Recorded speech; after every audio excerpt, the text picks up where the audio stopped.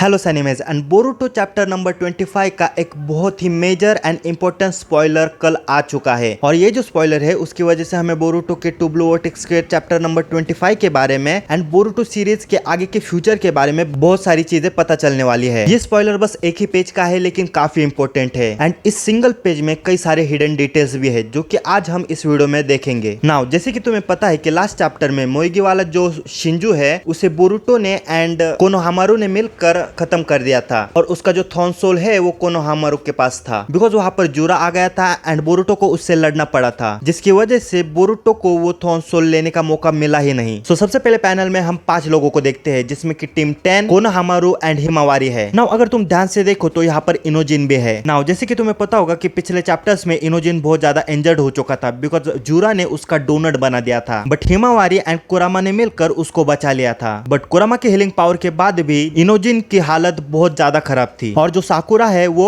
इनोजिन को ट्रीटमेंट दे रही थी। सो इस पैनल से हमें पता चलता है कि इनोजिन कंप्लीटली रिकवर हो चुका है एंड मिशन करने के लिए टोटली रेडी है। और इसका मतलब ये है कि अपनी जो कुनोइची साकुरा है उसने अपना काम परफेक्टली किया है और वेल मैं साकुरा से इससे कम कुछ एक्सपेक्ट कर ही नहीं सकता because she is the best in healing in total Narutoverse. Now अब हमने इनोजिन के बारे में बात कर ही ली है तो अब हम बात करते हैं हिमावारी के बारे में। नाउ ये जो पैनल है उसमें अगर तुम हिमावारी को देखो तो तुम कंप्लीटली देख सकते हो कि उसके जो क्लोथ्स है उस पे कुरामा बना हुआ है। इससे हमें यह पता चलता है कि कुरामा और हिमावारी का जो बॉन्ड है जो ऑलरेडी पहले स्ट्रांग था वो और भी ज्यादा स्ट्रांग हो चुका है। मतलब वो एक दूसरे को और भी ज्यादा जानने लगे हैं एंड ट्रस्ट करने लगे हैं जिसका मतलब यह है कि शायद से हमें फ्यूचर में कुरामा की मदद से हिमावारी के और भी पावर लेवल्स बढ़ते हुए देख सकते हैं। फिर हम देखते हैं टीम 10 के बाकी के 2 मेंबर्स को जो कि मुझे कुछ ज्यादा इंपॉर्टेंट नहीं लग रहे इस पैनल में, लेकिन पैनल के सेंटर में है कोनोहामारू जिसके हाथ में थ्रोन सोल है और हमें इस पैनल से अच्छे से पता चल रहा है कि कोनोहामारू उस थ्रोन सोल को कहीं पे रख रहा है। एंड नाउ हम देखते हैं मोइगी को जो कि ट्री में ट्रांसफॉर्म हो गई थी एंड शिकामारू के पास जो थ्रोन सोल है वो मात्सुरी का है, मतलब मोइगी का ही शिंजू। नाउ हमें बोरुटो टू ब्लू वर्टेक्स के टाइमलाइन के बारे में कुछ ज्यादा बताया तो नहीं गया बिकॉज जब मोइगी ट्री में ट्रांसफॉर्म हुई थी उसके बाद कितना टाइम पास हुआ है ये चीज हमें बिल्कुल पता नहीं है। बट हम इस मांगा के इवेंट्स को पकड़कर गेस करें तो शायद से 1-2 महीने या फिर 3-4 हफ्ते हो गए होंगे इस चीज को। एंड नाउ हम देखते हैं कि कोनोहामारू जो है वो मात्सुरी के थ्रोन सोल को मोइगी की ट्री में इम्प्लांट कर रहा है और ये प्रोसेस काफी सिंपल लग रही है। इसमें बस थ्रोन सोल को उस ट्री में जिसका शिंजू बन चुका है उसकी तरफ पॉइंट करके उसे इंसर्ट करना है। नाउ यहाँ पर मेरी कुछ थ्योरीज है एंड कुछ क्वेश्चंस है जो मुझे पूछने हैं। फर्स्ट ऑफ ऑल, क्या ये जो थ्रोन सोल्स है वो किसी और पर्सन के लिए काम कर सकते हैं? लाइक ये जो थ्रोन सोल है मात्सुरी का उसे अगर सास्के की ट्री में इम्प्लांट किया जाए तो क्या सास्के रिवाइव होगा? नाउ मेरे मन में ये सवाल आया तो है लेकिन मुझे ऐसा बिल्कुल नहीं लगता कि ये चीज बिल्कुल भी ट्रू है बिकॉज ये थ्रोन सोल मोइगी के चक्र से बना था और मे भी ये थ्रोन सोल बस उसको ही सर्वाइव करने के काबिल हो। नाउ उसके बाद मेरी एक थ्योरी है जो कि अगर तुम्हें सही लगे तो मुझे बताना, बट मेरी थ्योरी ये है कि शायद से अब मोइगी को कुछ पावर अपग्रेड मिल सकता है। लेट मी एक्सप्लेन कैसे। देखो, मात्सुरी का जो थ्रोन सोल है वो मोइगी के चक्र से बना है एंड जो शिंजूज है उनमें 10 टेल्स का भी चक्र इन्वॉल्व है जिसकी वजह से मोइगी के जो शिंजू है मतलब मात्सुरी वो बहुत ज्यादा स्ट्रॉन्ग थी। लाइक मोइगी के जो शिंजू है मात्सुरी उसने लिटरली गारा को टक्कर दे दी थी और उसने कोनोहामारू तक को भी बड़ी मुश्किल में डाल दिया था। एंड नाउ जो मात्सुरी का जो थ्रोन सोल है वो मोइगी के ट्री में इम्प्लांट हो रहा है तो शायद से उससे 10 टेल्स की कुछ पावर्स भी मिले। हालांकि ये बात भी सच है कि जो शिंजू है वो जितना ज्यादा ओल्ड होता जाएगा उतना ही उसकी पावर लेवल है वो बढ़ती जाएगी बिकॉज ऑफ द 10 टेल चक्रा। इसीलिए तो जूरा जो सबसे पुराना शिंजू है वो सबसे ज्यादा ताकतवर है एंड उसके बाद आता है बग वाला शिंजू जो कि इन माय थ्योरी सेकंड सबसे स्ट्रॉन्गेस्ट बंदा है एंड आफ्टर दैट आता है हिडारी मतलब सास्के का शिंजू। सो मे बी मोइगी की ट्री में ये जो